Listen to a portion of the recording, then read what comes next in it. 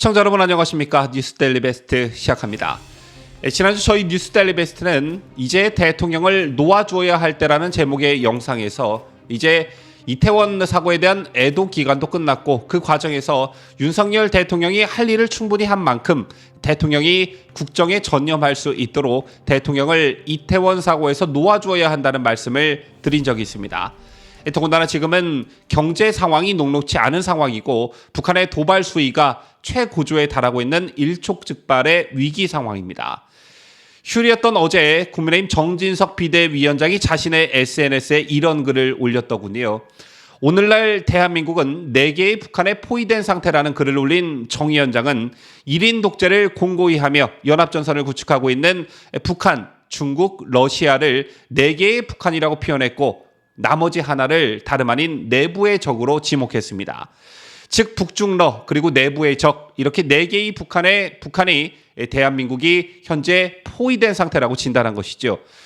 정 위원장은 구체적으로 윤미향의 사례를 거론했는데 최근 윤미향은 자신의 페이스북에 한미연합 공중훈련 비질런트 스톰의 중단을 요구하는 글을 올렸다가 삭제한 사실이 있었습니다.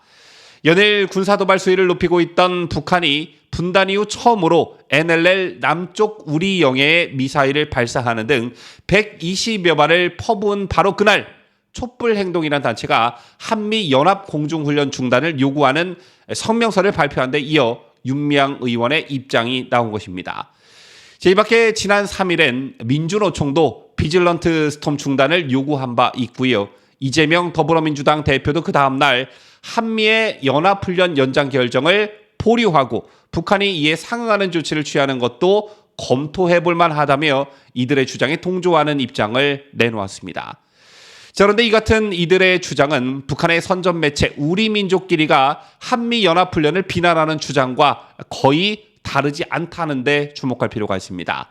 한반도 전쟁의 분위기를 고조시키는 게 바로 한미합동공중군사훈련이고 이를 당장 멈추라는 게 북한의 주장임과 동시에 촛불행동, 민노총, 이재명, 윤미향의 주장인 것입니다.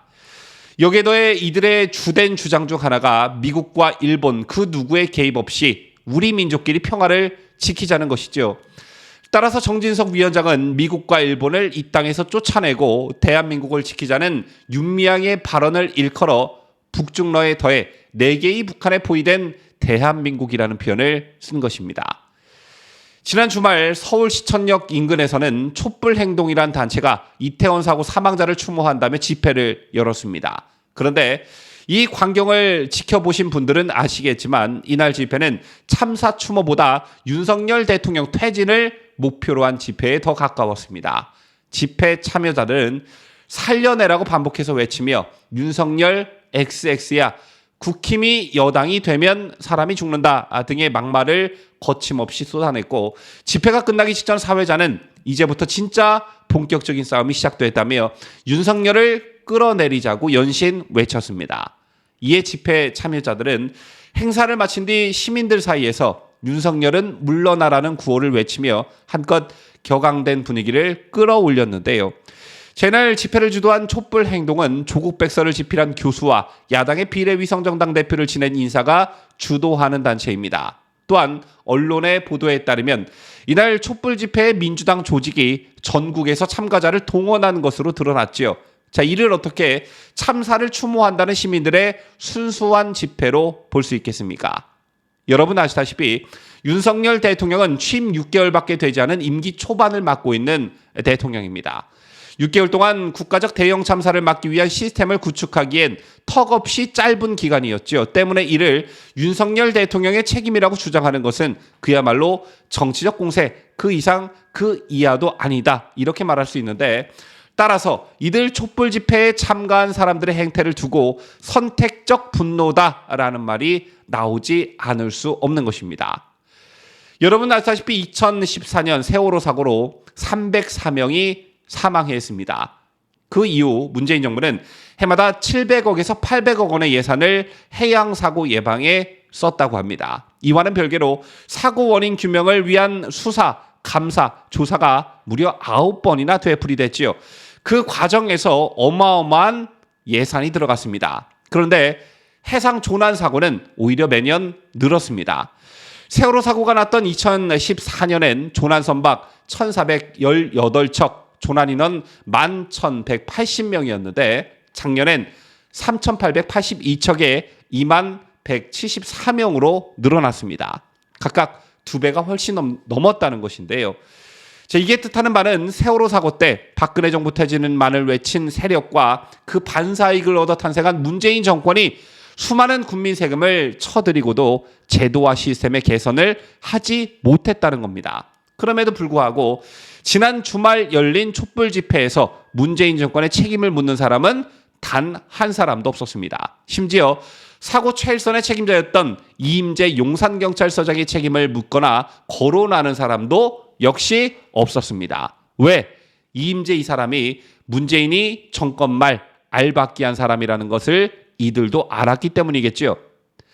이 밖에도 정치권의 행태는 또 어떻습니까? 이번 사고를 계기 삼아 윤석열 정부를 크게 흔들고 더 나아가 탄핵에 시동을 걸려는 움직임도 여러 곳에서 포착이 되고 있습니다.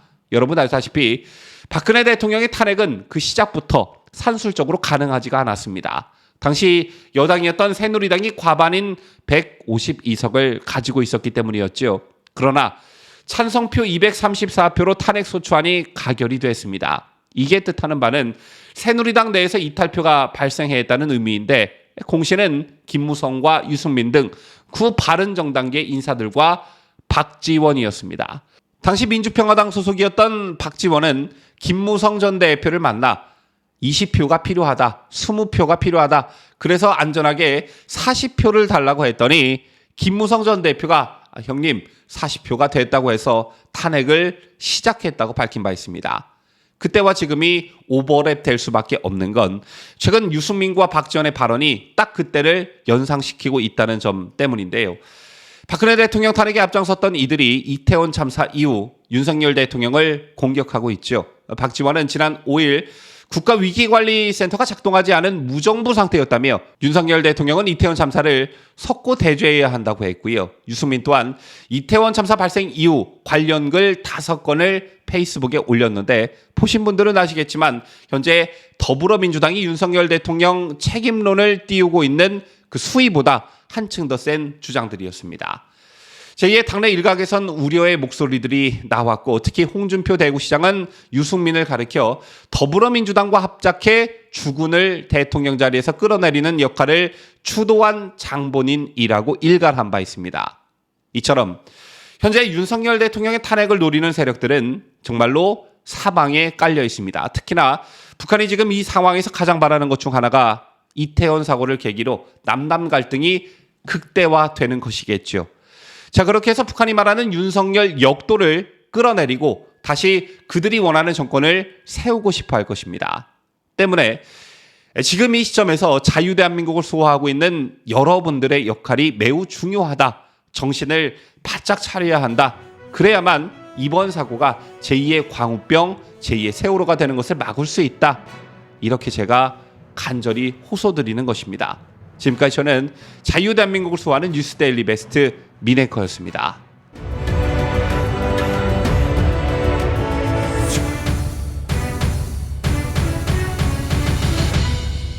함께해요. 뉴스데일리 베스트.